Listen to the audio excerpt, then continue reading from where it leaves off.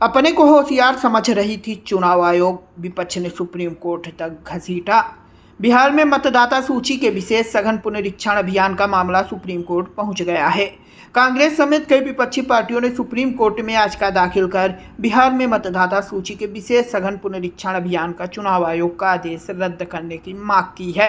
याचिका में कहा गया है कि चुनाव आयोग का यह आदेश संविधान के अनुच्छेद 14, 19, 21, 325 और 326 और जनप्रतिनिधित्व कानून 1950 और उसके रजिस्ट्रेशन ऑफ इलेक्टोरल रूल 1960 के नियम 21A का उल्लंघन करता है। इसलिए चुनाव आयोग का बिहार में मतदाता सूची का विशेष सघन पुनरीक्षण करने का 24 जून का आदेश रद्द किया जाए।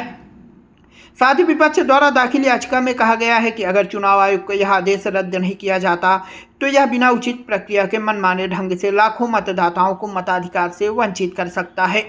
इससे देश में स्वतंत्र और निष्पक्ष चुनाव कमजोर होगा, जो कि संविधान के मूल ढांचे का हिस्सा है।